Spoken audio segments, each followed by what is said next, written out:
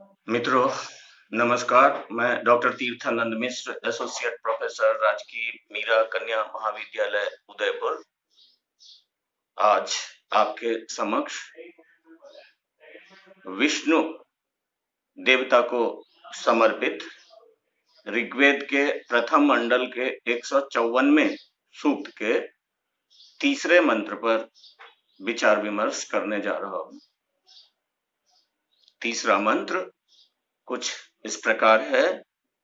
प्रविष्णवे शूषमेतु मन्म गिरीक्षिते उरुगायाय वृष्णे यैदं दीर्घं प्रयतं सधस्थमेको विममे त्रिभिरित पदेभिः। मंत्र का अन्वय इस प्रकार किया जा सकता है। गिरीक्षिते उरुगायाय वृष्णे विष्णवे शूषम मन्म प्रैतु। यह एकः इत त्रिभिः पदेभिः इदं दीर्घं प्रयतं सधस्थं विममे। दोस्तों, इस मंत्र में भगवान विष्णु के त्रिविक्रमत्व की चर्चा की गई है तथा भगवान विष्णु की कुछ अन्य विशेषताओं का भी उल्लेख हुआ है।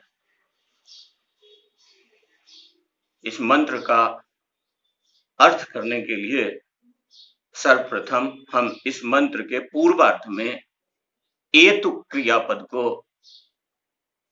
लेकर अर्थ करना चाहेंगे। एतु का अर्थ होता है प्राप्नोतु, अर्थात प्राप्त होवे। तो यही प्रश्न उठता है, क्या प्राप्त होवे? तो इसी मंत्र में कहा गया है शूषम मन्म एतु। सूषम का अर्थ होता है शक्ति मान या शक्ति संपन्न या बलान्वित, और मन्म का अर्थ होता है स्तोत्र या प्रार्थना। अगर इन तीनों पदों को हम एक साथ अन्वित करके अर्थ करें तो अर्थ होगा शूषम मन्म एतु, अर्थात हमारे शक्तिमान स्तोत्र प्राप्त होवे। प्रश्न उठेगा किसे प्राप्त होवे? तो मित्रों, इसी मंत्र के पूर्वार्ध में कहा गया है विष्णवे। विष्णवे विष्णु शब्द का चतुर्थी एक वचनांत रूप है जिसका अर्थ होता है विष्णु के लिए। तो अब अगर हम इन चारों पदों को एक साथ अन्वित करें तो अर्थ होगा विष्णवे शूषम मन्म एतु, अर्थात भगवान विष्णु के लिए महत्वपूर्ण या बलान्वित स्तोत्र पहुंचे। अब है कि क्यों, किस प्रकार के विष्णु के लिए? तो मित्रों, उसी के लिए इस मंत्र के पूर्वार्ध में कुछ चतुर्थ्यंत विशेषण पद का प्रयोग किया गया है, और उन्हीं में से पहला है गिरीक्षिते। यह भी चतुर्थ्यंत पद है। गिरीक्षिते का मतलब होता है पर्वतों पर निवास करने वाले या उन्नत प्रदेशों में निवास करने वाले। दूसरा है उरुगायाय। उरुगायाय का अर्थ होता है सभी के द्वारा प्रशंसा को प्राप्त करने वाले। और तीसरा है वृष्णे। वृष्णे पद भी चतुर्थ्यंत पद है, अर्थ होता है कामनाओं की वर्षा करने वाले।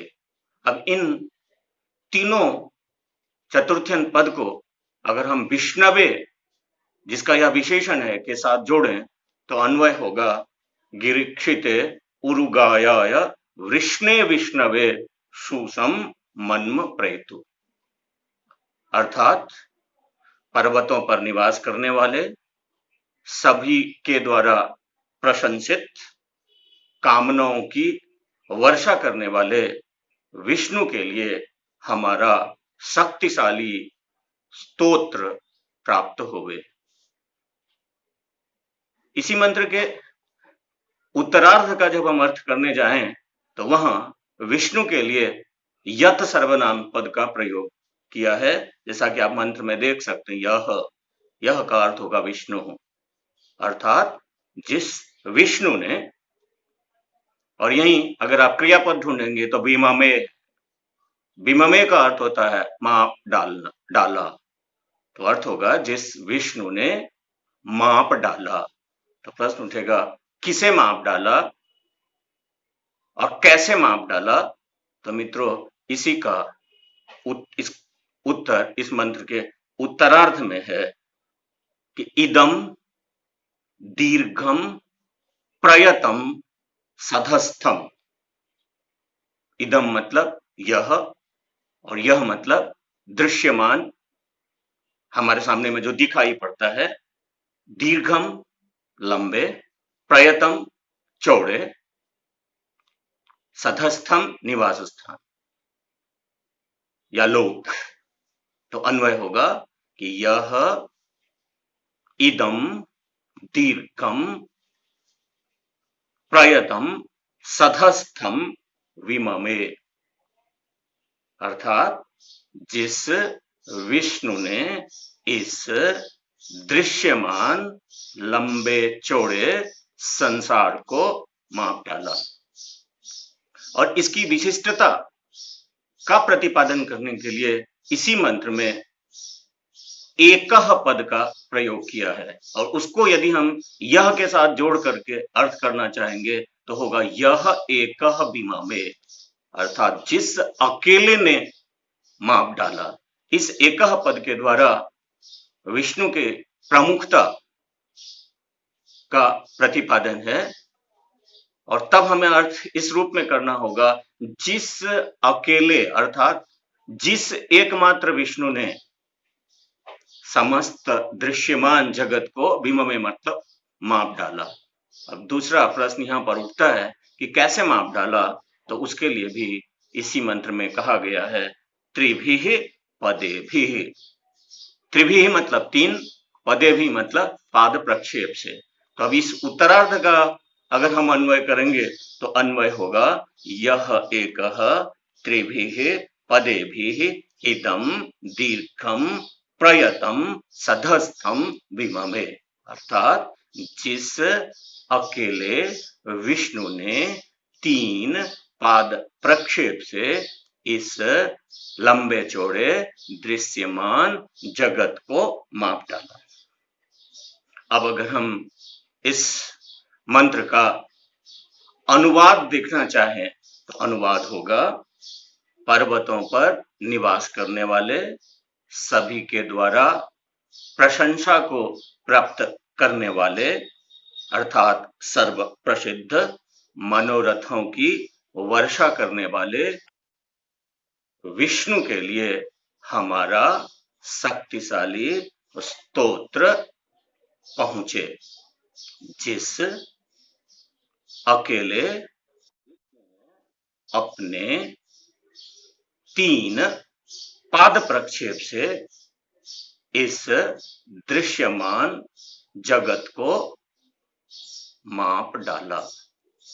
मित्रों इस मंत्र का भावार्थ हम इस रूप में समझ सकते हैं कि इस मंत्र के जो ऋषि दीर्घतमा हैं उन्होंने भगवान विष्णु से प्रार्थना की है, भगवान विष्णु हम लोगों का जो स्तोत्र या मंत्र है वह आप तक आसानी से पहुंचे, अर्थात आप हमारे स्तोत्र और मंत्रों को सुनकर हम याचना करने वालों के लिए कामनाओं की वर्षा करें।